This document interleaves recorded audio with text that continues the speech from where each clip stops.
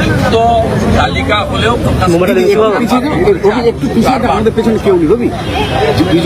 বক্তব্য তাহলে বাকিরা তো তাদের পরীক্ষায় বসতে হবে, কারণ 16 সালে পরীক্ষা আপনারা দিয়েছিলেন।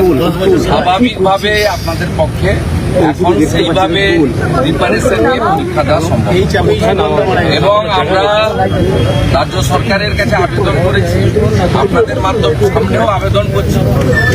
আমি আছি leader of opposition, chief opposition আছে। আমাদের পরিষ্কার বক্তব্য যে সরকারের পক্ষ থেকে অযোগ্যদের বাদ দিয়ে যোগ্য তালিকা নিয়ে সুপ্রিম কোর্টের কাছে হাত জোর করে যান, দিয়ে বলুন যে বাকিরা যোগ্য, আপনি তাদেরকে বহাল রাখার অনুমতি দিন। তাদের বাদ দিয়ে বাকিদের জন্য পরীক্ষা করুন না, যদি ভ্যাকেন্সি থাকে, কোনো আপত্তি নেই। আর সেকেন্ড থিং হচ্ছে বিধানসভায় 2 দিন চলবে, 2 আর 4 একটা নির্দিষ্ট প্রস্তাব সরকারের পক্ষ থেকে আনা হয়েছে। আমাদের কলিং অ্যাটেনশন মেনশন রাখা হয়নি, যেখানে আপনাদের বিষয়টা আমরা তুলে ধরতে পারি অফিসিয়ালি।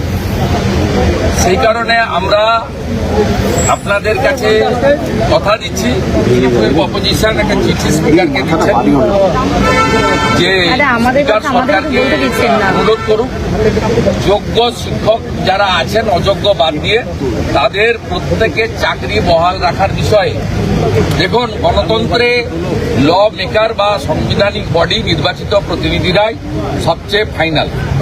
আমরা যদি যোগ্য শিক্ষক শিক্ষাকর্মীদের তালিকা ফেলে দিয়ে আপাতত শিক্ষকদের বিষয়, শিক্ষক শিক্ষিকাদের তালিকায় 1806 বাদ দিয়ে যদি হাউসে ওরা ফেলেন, আমি কথা দিচ্ছি প্রিন্সিপাল অপোজিশন, মেন অপোজিশন হিসেবে আমরা সর্বদলীয় প্রস্তাবে সমর্থন করব এবং সেই প্রস্তাব নিয়ে সুপ্রিম কোর্টে রাজ্য সরকার যাবে।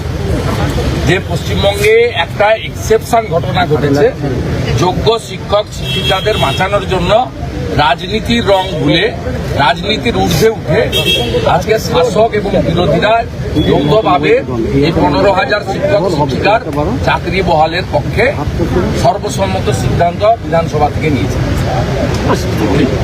আমি পরিষ্কারভাবে বলছি, আমরা দিয়ে দেন।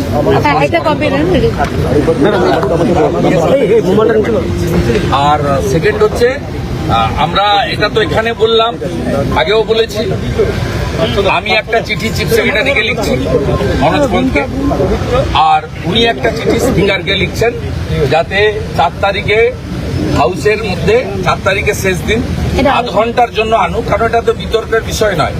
আপনি সুপ্রিম কোর্টের নির্দেশে অযোগ্য আউট করে দিয়েছেন 1806, অনেকেই বলছে ত্রুটিযুক্ত, আমাদেরও ধারণা ত্রুটিযুক্ত, ঠিক আছে, সে বিতর্কে আমরা যাব না। বাকিরা তো যোগ্য, পরিষ্কার হয়ে গেছে, তাদের চাকরি বহাল। আমি আপনাদের কথা দিচ্ছি, উইদিন ইভিনিং আমি মনোজ পন্থ সেক্রেটারিকে একদম স্পেসিফিক প্রস্তাব পাঠাচ্ছি। আর আমাদের অপোজিশন চিফ, উনি নিজেও বাই প্রফেশন একজন teacher, doctor Shankar Ghosh, higher secondary স্কুলের টিচার, কৃতি শিক্ষক, তিনিও শিক্ষকদের ব্যথা যন্ত্রণাটা বোঝেন। তাকে আমি পরামর্শ দিচ্ছি, তিনি স্পিকারকে একটা চিঠি দিন যে সর্বদলীয় প্রস্তাব আনার জন্য যোগ্য শিক্ষক। সেই প্রস্তাব নিয়ে যদি সুপ্রিম কোর্টে রাজ্য সরকার যায়, আমার ধারণা এটা একটা নজির হবে।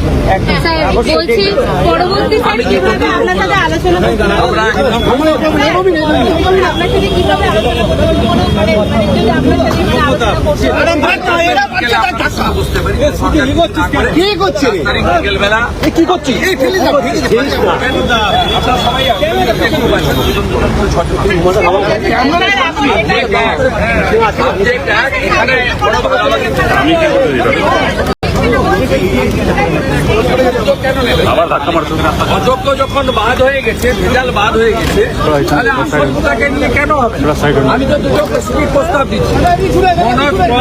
মনোজ পন্থ তিনি রাজ্য সরকারের পক্ষে সুপ্রিম কোর্টে যান, আর এখানে বিধানসভায় সর্বদলীয় প্রস্তাব আনুক যোগ্যদের পক্ষে চাকরি বহালের জন্য।